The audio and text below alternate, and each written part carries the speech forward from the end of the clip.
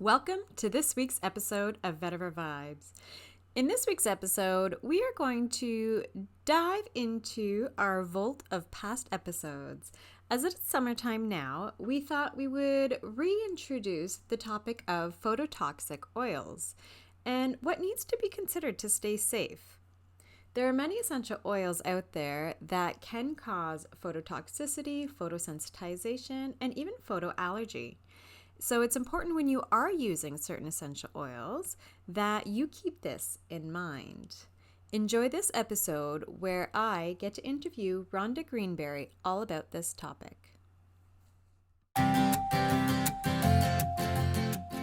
Welcome to the Vetiver Vibes podcast. We're your hosts, Nikki Fraser and Rachel Dean, certified clinical aromatherapists. We are excited to have you here on today's episode where you know that you'll get the best essential oil scoop. This episode is brought to you by Essentria, a leading online school for aromatherapy. If you want to learn more about aromatherapy with kids, check out the courses at www.schoolofessentria.com. Welcome to Vetiver Vibes. I'm Nikki Fraser, and I'm very excited to be interviewing Rhonda Greeenbury today, all about aromatherapy and photosensitization. This is a topic that often comes up around certain essential oils and certain times of the year, and people don't realize how extent and informative this topic can be, especially when it comes to safety. So welcome, Rhonda, and I'm excited to have this discussion with you. Thanks, Nikki. Okay. So what exactly is photosensitization? What does it all encompass? Okay, so I'm going to kind of break it down a little bit so it's easier to understand. So photosensitization is sort of like a category of reactions, and then there's subcategories under that. So Tisserand defines photosensitization as a reaction to a substance applied to the skin that occurs only in the presence of UV light in the UVA range, and it may be phototoxic or photoallergenic, and in some cases, photocarcinogenic.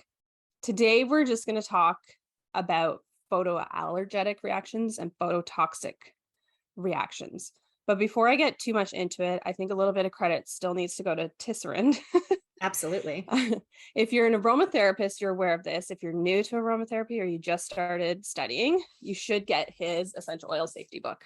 Okay, this is it's priceless. So this is the second edition. It was published in 2014. He publishes the majority of studies that most aromatherapists use. And then anything that you would research and find beyond that is sort of like, it's just adding, padding to those medical studies and the science that we use in aromatherapy. So this is really valuable. It's invaluable in the sense that there is no other safety book that compares to this. So if you're going to get into aromatherapy, this is the book to get. So we're going to cover some of the key points today that cover phototoxicity, but there's a lot more written in this book about that, and it breaks down the essential oils and stuff. So it's super valuable to get that. Plus, you can always check back at our website because we publish a lot of really great information for free too. Awesome. Yeah, I feel like that is the Bible of all aromatherapy books, especially when it comes to safety. When you're looking at anything related to safety, that is the book that's needed. I use it almost daily to make sure that what I'm blending, what I'm making is going to be okay for my clients and anything else. Okay, so just to expand a little bit. So photosensitization is sometimes called like a photocontact dermatitis. So if you're familiar with what a dermatitis is, that might make more sense to you. And that's probably the term that a lot of people in the medical profession will use. So while the rest of us are saying, oh, it's phototoxic or it's photoallergenic, the medical profession is going to call it a photocontact dermatitis, which is basically like a rash to something, right? Okay, I was just going to say, I was like, so what does that mean exactly? So it's a rash. That's pretty much how it presents itself on the skin. Yeah, it's a dermal reaction on the skin. So, I mean, it can present as a rash. We know that a lot of phototoxic and photoallergenic reactions present almost like a sunburn or blistering, right? So that's the cue. And some of those reactions are quite delayed. It's not an immediate thing. So sometimes people think, oh, I put this on, I went out and hung out in the sun today, I didn't get burned, I'm fine. Actually, it could take 36 to 72 hours to actually show a reaction. So you could be 3-4 days out before you even notice that you just had a reaction to something. And people won't tie that back typically either, because they won't find that link between the oil and their reaction, I would assume. Oh, of course. Like most of the time we forget what we ate for breakfast 2 days ago, right? We might remember yesterday, but what did we eat 2 days ago? We have no idea, right? So we did not think that when we were, slathering on that lovely lemony smell before, and then we decided to go outside and play with our kids, and we thought, oh, a few hours, or we diluted it good, or you forget, right? You just forget. And it happens. Even aromatherapists make these mistakes. I know I've made this mistake. I was once using a lotion that had a grapefruit in it, and I was really trusting the company. And I came back in and I was red, but I wasn't red until the end of the following day. And so I was in a little bit of denial about whether this lotion was giving me the reaction, right? Because I had almost forgot that I had even used it, right? So, but I mean, these things happen. Everybody makes these mistakes. So it's not worth sweating it. It's just worth learning about it, trying to be cautious about it and understand what the risks are. And what's really interesting too is like phototoxic, photosensitization reactions, they can actually happen with ingestion as well. So people don't realize this when they're practicing using essential oils, not necessarily in ways that aromatherapists would suggest, but even aromatherapists can make mistakes too. But if you are somebody who's like, oh, I'm just going to add some lemon to my water for that lemony fresh, drink, you could be actually inducing a phototoxic reaction as well. And is it really worth even that risk?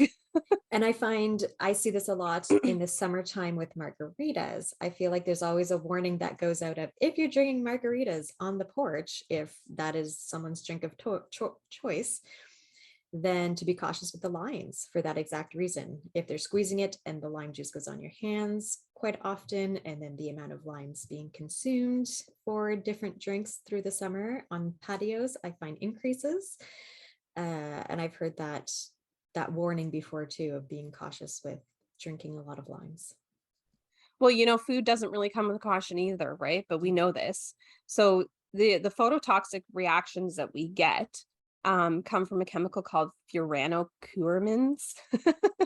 And so if you've studied functional group theory in chemistry, what this is it's sort of like a heading of a chemical type. Okay. And typically furanocoumarins are phototoxic, but not all of them. And this is a little bit of the debate with functional group theory too, is that like, even though we've subcategorized all these things, they don't always follow those rules. So the majority of furanocoumarins are actually phototoxic, but there are 4 that are not. And so this is sort of the difference between working with an aromatherapist and not, because if you're not familiar and you're like, oh, I picked up this, handy chemistry book and I'm going to sit down and read this. And wait a second, I found, bergamotin, I think is one of the chemical names. Excuse my pronunciation. Latin is not my first language, but you might freak out for a moment and go, oh, I can't use this essential oil because it has this in it. But the aromatherapist would be able to say to you, no, there are actually 4 furanocoumarins that are not phototoxic. And so this is where the science really does come into it. And there is science. That's when people sometimes get confused, right? Sometimes there's this sort of debate about, are we using essential oils for scent? And in some cases, people are using them internally for flavor, which I'm not sure why, because the flavors aren't that great with essential oils. But some people say that they do. But there's much more beyond scent, right? There are therapeutic benefits and science built into what we do with essential oils. So, absolutely. But before I get too far off on my distracting tangent here, I did want to kind of cover off both of the types of photosensitization a little bit. So we're only going to briefly talk about photoallergy because it's not as common, and it's actually probably the least talked about photosensitization reaction. So there are 3, as we said, right? So there's photoallergy, phototoxicity, and photocarcinogenesis. We're not going to actually talk about photocarcinogenesis because that would be something that would induce a cancer, or at least increase the risk of causing a cancer. And that's like a much wider scientific conversation. And I'm not sure that I'm 100% qualified to talk about cancer, to be honest. So, Well, you know, and that's just it. We want to make sure that that would be a huge discussion that would be its own podcast, its own discussion, because of so much safety around that specific topic in itself. Absolutely. yeah, and we're big promoters of credibility and stuff, and there's a little bit of sort of like stay in your lane. Mhm. So we're not really experts in the field of cancer. So while Yeah. we're kind of considered experts in the field of essential oils and aromatherapy, that's what we should be talking about. So when we get into that bigger can of worms, we might not be the most qualifying people to talk about that. And we are not ashamed to admit it either. We know our qualifications and we don't want to pretend that we have additional qualifications that we don't have. Absolutely. I mean, that's the biggest part of credibility and being trustworthy, right?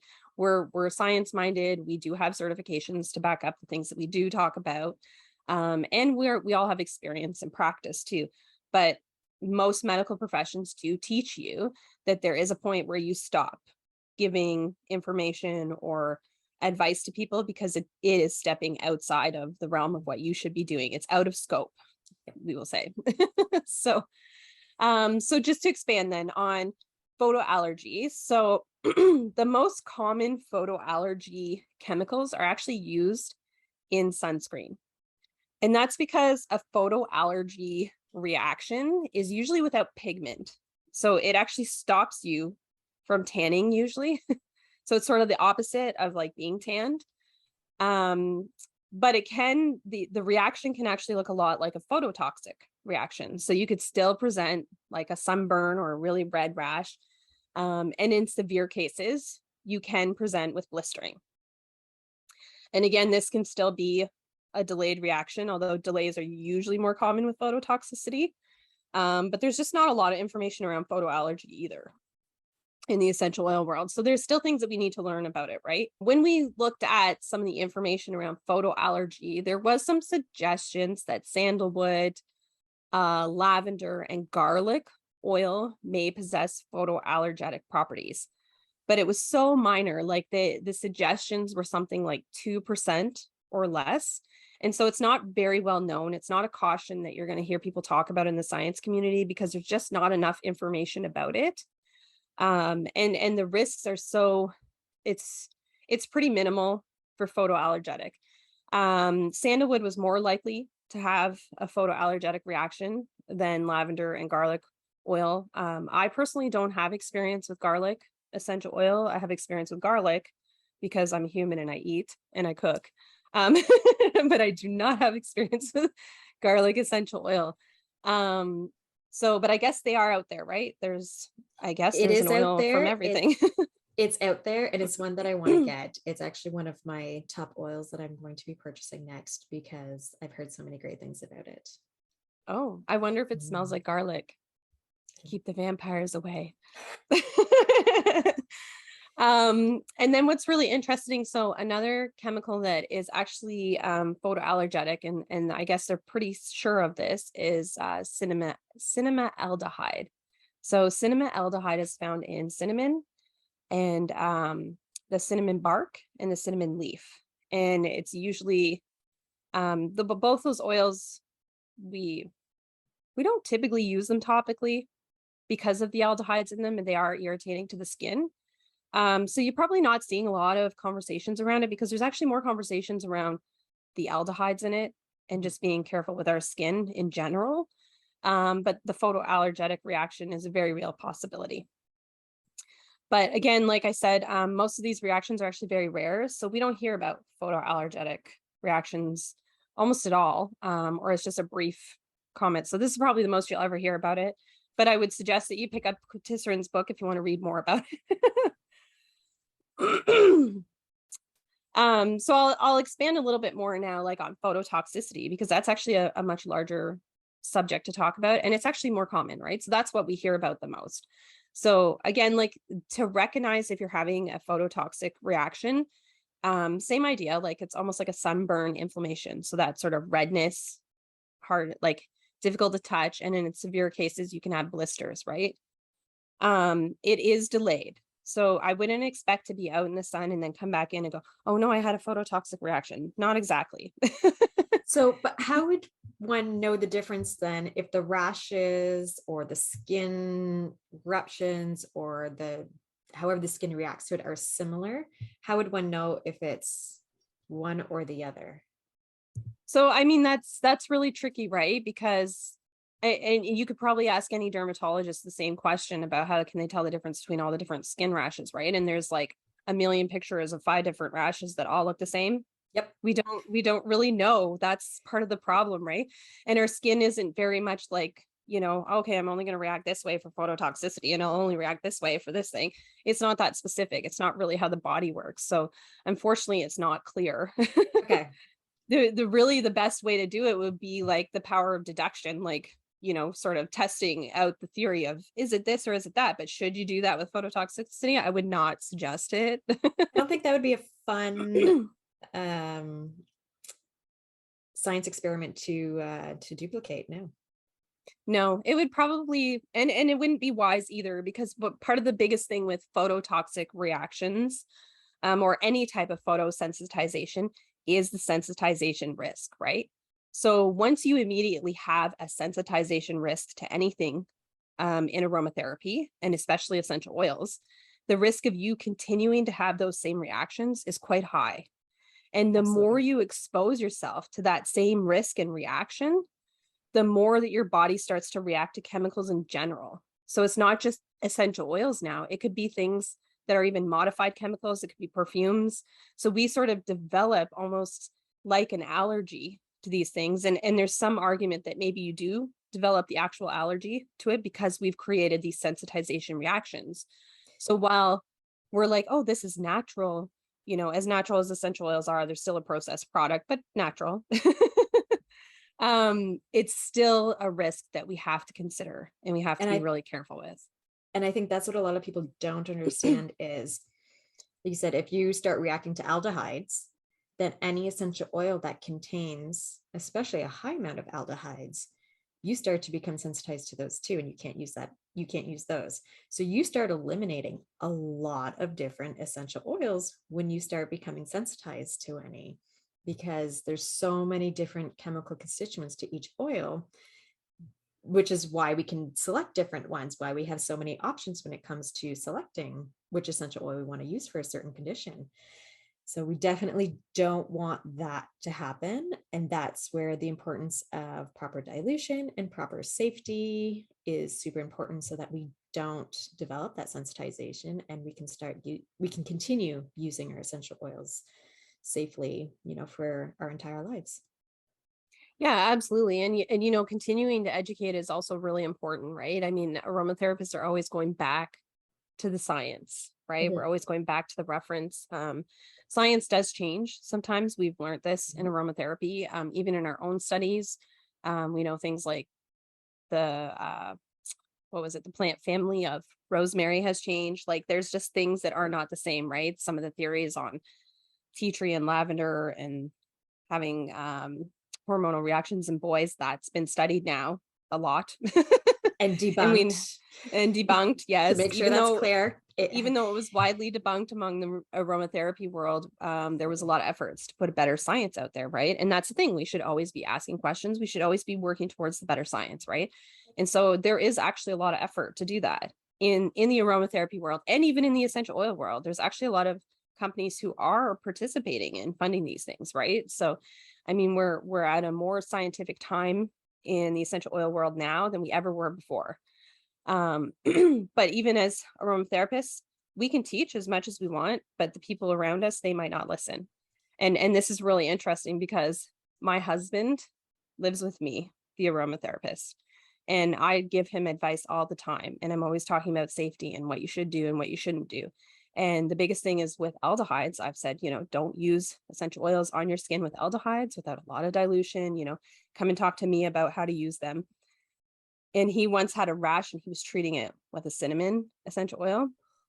Yes. And he was using it very diluted. So, arguably maybe he shouldn't have been having a reaction, but the problem was his skin was already inflamed and he was already having an issue. And then he exposed his body to an aldehyde. And so the issue kind of escalated and it blew up, and it took months for him to get over this. But something that we did learn, because I looked at his skin after he was doing this for months and I didn't even know that he had done this. So this was like shocking for me. I was like, what are you doing? Right? You live with somebody who's going to tell you not to do this. And I did tell you that, but men sometimes they don't listen. But anyways, that's a whole other podcast too. So but he actually had a very severe reaction and he developed a very severe sensitization to it. And it got to the point where he couldn't even eat cinnamon in food. Oh, wow. Yeah, like you wouldn't even think that, right? You wouldn't even consider that the essential oil in the food could have the same reactions, but even the tiniest amount, because we love putting cinnamon in our coffee, right? So here he has this big reaction and now he can't drink cinnamon coffee anymore. And now we can't do any of our cooking with cinnamon and we can't do any of our baking. And it honestly, it changed a lot of stuff that we started doing around here. And we also noticed that he started reacting to other things that were sort of higher in aldehydes, right? Now, And I've so, heard that your body can start to reverse the reaction over time. Now, I'm not talking about weeks, I'm talking about years typically. Is that something that you've yes, heard of that, not yes. overnight, but in time, the sensitization can slowly start to reverse?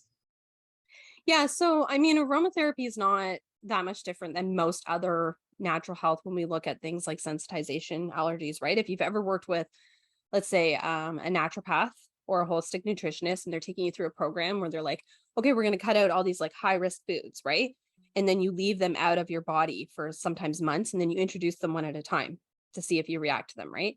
So it's kind of Mhm. like that. You want to cut it out and stop the reaction from happening, but you don't want to introduce it again in a month or 3 months. You want to wait, 6 months to a year.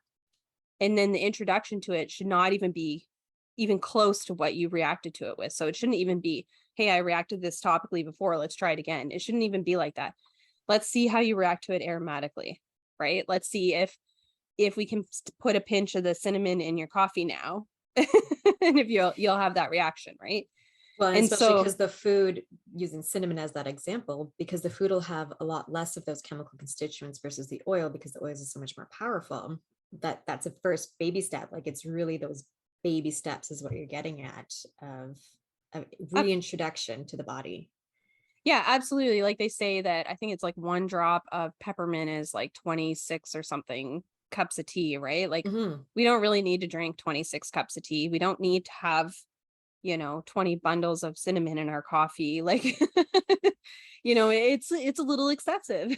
So, and that's why dilution is so important. It's not just like minimizing the risks and stuff. It's also that we don't need to overexpose our body to anything, right? It's balance. So, I mean, that's a huge deal. So for my husband, he did eventually reduce his sensitization. So now if he's exposed to cinnamon when he eats it, it's fine. And if we're diffusing it, he's okay.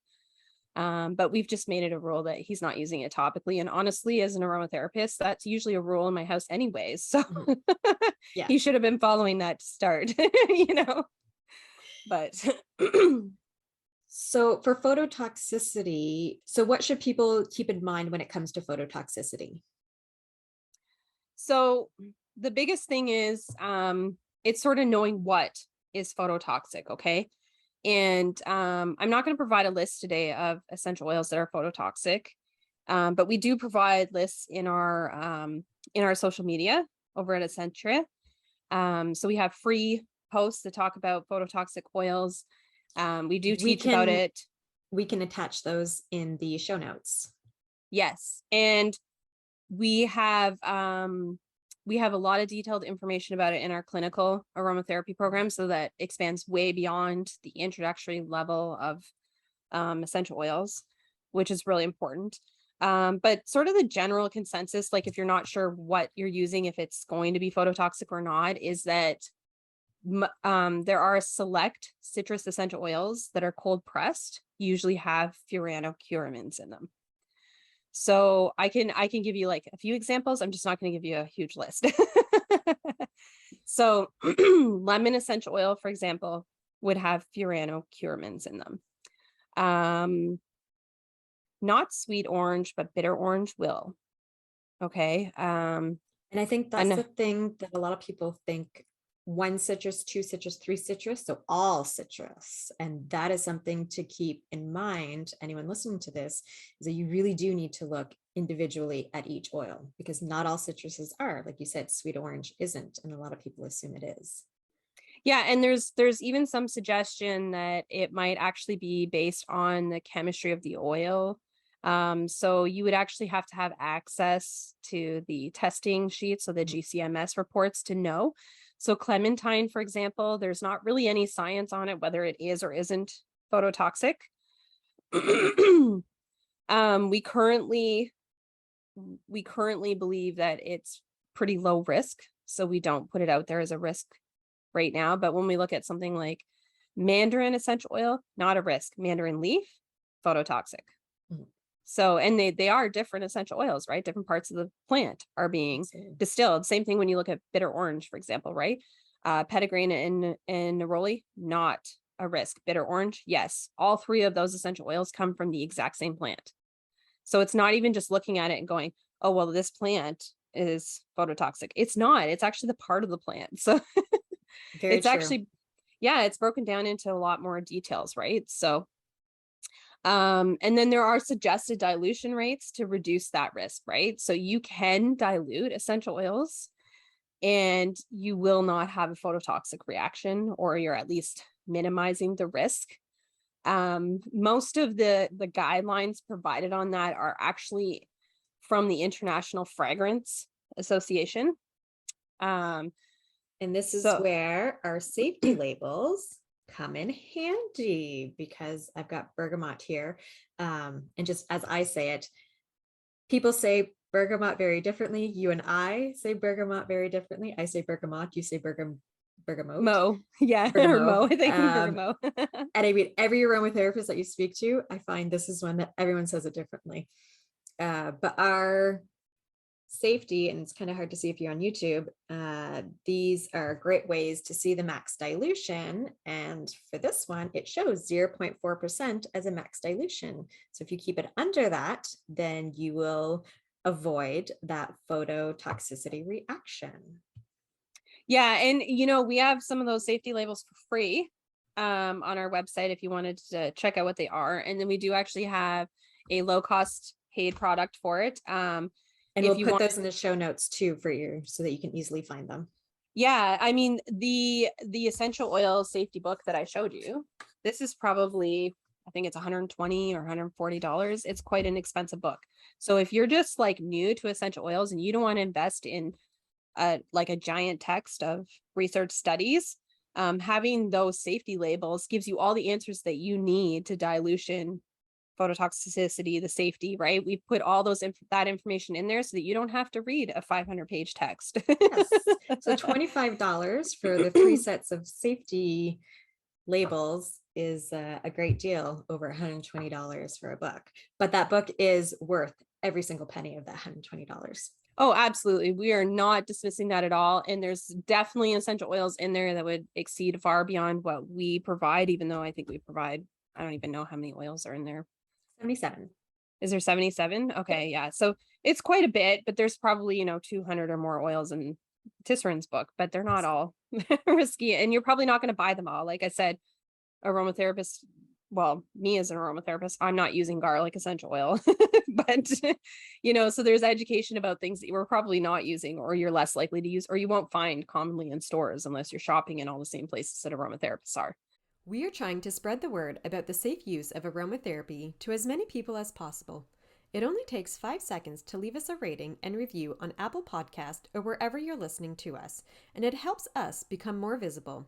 We appreciate your support. But sort of to kind of bring it back around to the phototoxicity. So what's really interesting is there is a way to get the furanocoumarins out of some of the essential oils. And so this is sort of this is having product education, right? So, and the most common one that we see this with is with bergamot or bergamot, however you'd like to say it. And they call it FCF. So that's furanocoumarin free is what that stands for. And what that means is they've steam distilled the essential oil versus cold pressed it, because when we cold press it, the furanocoumarins come through. With steam distillation, they can still come through. And we know this because they come through with angelica root and mandarin leaf, both steam distilled oils. And there's a few more, but it's a lot less. And sometimes it may exclude it in some essential oils, right? But one those of the oils, those oils are still the same. Those oils still contain the same benefits though, even if they are extracted differently, correct? Just for anyone new to aromatherapy, like the essential oil will still have all the same therapeutic benefits if it's steam distilled versus cold press. It's just the steam distilled will have the FCF, which will be fantastic for topical applications. Correct? Absolutely. Yeah. So, I mean, and this is sort of a little bit of the difference between the aromatherapist user versus like the person who got into essential oils because they love the scents. Yeah. Right. And then now they're trying to learn and expand on the therapeutic benefits. So one of the things that you'll learn with FCF, so furanocoumarin free bergamot, is the fragrance is not as potent as it is in the cold pressed bergamot. And so it's not as commonly sold that way either, because, you know, companies, they still cater to consumers, right? So as much as we're aromatherapists, there's a wider base of consumers than there are aromatherapists currently, right? So they're going to cater to what's going to make them money. So you will find aromatherapy companies that cater a lot to aromatherapists, and that's where you're going to find your FCF essential oils, right? But you're not going to see it as commonly in the consumer companies. And that's because the scent's not there, right? And that's the biggest thing when you talk to people who are just new to essential oils and they smell something, they're like, oh, I don't really like the smell of that, right? and that's fair. We usually don't like to use things that we don't like the smell of. But aromatherapists are trained not only in how to make things smell good, because we know a lot about like notes, right? Top, middle, and base notes. But there's also a lot of science around the therapeutic benefits of the essential oils too. And so we learn, and there's actually a lot more to it than just that, right? Science is like a big thing, but and bergamot is the most common that you'll see in the FCF. I think that some of the companies are starting to come out with lemon, but it's lime. not. Yes, you might find lime. So as aromatherapy grows and there's sort of more of that demand, then they'll do that, right? But when there's less demand, companies, they need to make money like everybody else, right? So that's why we don't see that as commonly. And it's a little bit less studied too. So when, let's say if you're looking at Health Canada approved products, for example, right? There's not a lot of science that you can find on an FCF product. And so sometimes the regulating bodies won't approve products that are safer or better for us because they can't find all the science on it yet. So we sort of have to wait for the product to come out, and then we have to wait for the study to come out. And then now the regulating bodies go, okay, we'll accept this as an ingredient. But without that science, they don't want ingredients in there, right? Like that, not for natural health products anyway. So that sounds great. Any parting words of wisdom that you would like to say to our listeners before we end today? Yeah, so I'm gonna just kind of quickly go through like a couple of key points that might be helpful, right? So the highest reacting essential oil is bergamot. It has the most reports of, and it has the highest risk. So if you're really nervous about having phototoxic reactions and photosensitization, just take that out of your skincare use, right? And be very careful if you're diffusing it. You can also still have reactions from diffusing some essential oils. There's some suggestion of that. There's not a lot of science. It's not very strong, but there was one study that said that there was like a pot that had lemon essential oil inside of a suntanning room. And I guess it was like steaming in the room. And the person that was tanning suffered phototoxic reactions. And so they weren't even applying it topically. So that's sort of like a diffused reaction. So we do need to consider that. And that's even aside. Sorry, that's even aside from like just dripping the oil, right? Because it could get on your hands and fingers. So sometimes people even forget that, right? You should be washing your hands immediately after using a phototoxic essential oil. Absolutely. And that's something we were talking about right before we were recording this, that diffusing does have that small risk. And I think in that situation, it was a very larger risk because when you're sun tanning, you typically those rooms are very, very tiny, just enough room for the tanning bed itself. And you're literally just sitting under UV rays. So the UV rays are very, very high, and you're just being inundated with that oil compared to diffusing it in your house, which is a lot bigger. It's open air space. So adding 2 drops of bergamot to the diffuser and diffusing for 30 minutes is a very tiny risk to having that reaction when you go outside versus being inundated for half an hour in a tanning bed. Yeah, I mean, but unless that you're risk is standing, there. yeah, unless you're like standing over the diffusing Yes. product, right? Like we all know that it creates sort of like a mist. So if you're Yeah. like there getting a nice facial or something, right? Which no one You're- should be doing. That's not how No. we recommend diffusing oils is standing over them. Absolutely not. Yeah. So, but I mean, there is that risk, right? Like there is, it is a mist. There are essential oils that are coming out with that, right? So maybe don't stick your face or your hands in it. Exactly. Just start the diffuser and walk away.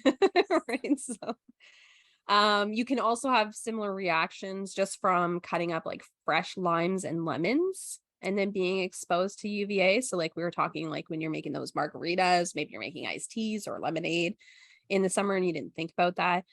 So just be really cautious. You should be washing your hands. Yes, all Right. those kid And lemonade stands, I drive by, I think, a lemonade stand that kids are doing every week over the summer, and a lot of them, they've got the lemons there and they're just squeezing and they're not realizing. So parents have to consider that with the amazing lemonade stands. yeah, keep them in the shade, wash their hands, see what you can do. Right. There are, and citrus is not the only food also that has some phototoxic risks. There's also like angelica seeds, dill leaves, and parsley leaves. But they're not as high as an essential oil. So even though we know that they have furanocoumarins in them, the risks are a lot less, right? So you can use phototoxic essential oils applied as an ingredient in a shampoo or a soap. And because you're washing it off, there really isn't a phototoxic risk there anymore because the essential oil is not on you. But it can stick around if you're doing sort of like steam inhalation or you're in a sauna. So that heat factor is important. And maybe that's what happened in that sun tanning room, right? I was just thinking that. I was like, that sounds very much part of the issue with that sun tanning. And Yes. heat just heat drives the oil more into the body also. Yes. Well, and that's the biggest thing too, is like those phototoxic reactions. The risks are higher sort of immediately, but they kind of lower. So with bergamot, for example, and don't quote me on this, but I believe you had to avoid UV rays for like 12 to 18 hours because when you applied it topically, it took that long to work its way through your dermal layers and get away from where it would be exposed to the sun. Right. So, and then if you applied it neat, it's like 48 hours. Up to Before. 72 even. I know some aromatherapists suggest up to 72 hours. So as when applied neat, which we shouldn't be doing anyway to avoid that sensitization. Yep. And then the other thing is that if you're covering the skin, you're probably fine. You're not going to have those phototoxic reactions unless you're wearing like a thin material. So you might actually be wearing thin materials in the summer because sometimes we think, oh, well, I'm wearing a tank top, but what if it's like thinner? So you do kind of have to consider that, right? The sun can still get through through the fabric itself. So you want sort of a thicker fabric or work with an aromatherapist, right? Like talk to them. If lemon is something that you love using, maybe they can get you access the FCF essential oil, right? Or maybe they'll help you blend it based on chemistry and give you all the same benefits of what you're already experiencing, but without the lemon. And so you don't have those risks, right? Or keeping it under that safe dilution to avoid it altogether. So you're still using it, but at a safe amount. Yes. And then the last point that I have to make is that phototoxic risks are actually higher in paler skin tones. And much like sun reactions, right? We know that people who are sort of, they say that the people who have albinoism, I may not be saying that right, but or very pale complexions, sometimes the red hair, right? The freckles, they're more sensitive to the sun. Well, they're also going to be more sensitive to phototoxic reactions because you're opening them up to a higher risk with the UVAs, right? So it's sort of the similar idea. So, and that's an issue I've always had as someone who is very pasty white, that my husband often used to call me a ghost because you can see my veins throughout my entire body pretty much at all times. Even in the summer with a tan, I become more of a normal compared to him. It's like more of, oh, look, my skin isn't translucent. I have skin. So it's always funny. And it's definitely, I react a lot more to the sun, a lot more to the phototoxicity of the oils. It's something that I'm always keeping in the back of my mind because I am so pasty. yeah, and I mean, our skin is our own too. So what's really interesting is I also have a very pale complexion, but I have a native background. And so what's really interesting is I probably burn like once a summer, and then I don't even change color for the rest of the summer. And most of my native family members, same idea, or they tan and get darker, right? Mhm. So you wouldn't even know. So there is sort of a genetic or a scientific basis of how our bodies all individually react to things. So if you're aware of that, that might change how you use aromatherapy too, right? I do know my sister, she can sit out in the sun for 20 minutes and suffer sunstroke for like 3 days. She's like super sensitive. It's insane. And most of her children are the same way. So where my kids, we don't even really need sunscreen. We do sometimes use it when it's sort of higher risk times of the year or the day. But we don't, my kids can go almost a whole summer without ever using sunscreen. And then I rarely use it. I actually react to those chemicals that I was talking about in the sunscreen. I have a photoallergenic reaction to the chemicals that they put in sunscreen. So I blister and it gets weird. so I don't particularly like sunscreen for myself, but my children don't have that reaction. So we do use it on them sometimes, but we're all different, right? So that's the thing. Even if we give you all this safety information and you have a different reaction, you're a human, different skin, different science. So just get to know who you are, right? Yeah. And one question though, so I know we've talked a lot about summertime. What about wintertime or any other season, I should say, not just winter, and I think this is something a lot of people don't realize, but anyone who's going snowboarding, skiing, being in this, not the sun, the snow, that sun bounces off the snow. Those UV rays are still there. Even on cloudy days, those UV rays are still coming through. And so I think that's really important to state also is that this isn't just a summer thing to be cautious about. This is all year round. We need to keep this in mind. Absolutely. Like we're big winter sport fans in our family. Figure skater as a child competitively. So, and we're big into snowboarding and skiing and all those fun things, right? But the snow is actually very reflecting. If you've ever been out in the winter on a really sunny day, it's actually a lot harder to see on a sunny day in the winter than it is in the summer because that sun is actually reflecting back off the snow and stuff too, right? So yeah, absolutely. You could get a sunburn on your face. And I've actually had a sunburn in the winter before on my face. So it's a caution to take. You're in UVAs, regardless of what time of the year it is, right? And we forget that, especially in Canada, right? We think, oh, it's winter, the risks are lower. They're not. The risks are still there. Great. Well, I think that's a great spot to wrap it up. So I want to thank you for tuning in to Vetiver Vibes, the Essential Oil Scoop. I'm Nikki Fraser with Rhonda Greenbury, and we are looking forward to you tuning in for our next episode. Bye.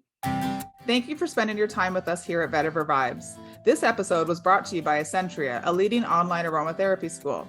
Don't forget to check out some of our free resources at www.schoolofessentria.com. If you love this episode or you got a lot of value out of it, please make sure you share it with someone in your community who you think would enjoy it too. If you haven't already subscribed or reviewed the show yet, you can go on over to your preferred streaming platform and hit subscribe, then leave a review. This is the best way to help support us, and we appreciate it. Email us with a screenshot of your review and we will send you a free guided meditation as our way to say thank you. This podcast is for information purposes only. We are certified clinical aromatherapists and holistic health professionals. If you have a medication concern, please refer to your health team. Everyone's health is unique to themselves, so the topics and suggestions stated may or may not apply directly to you.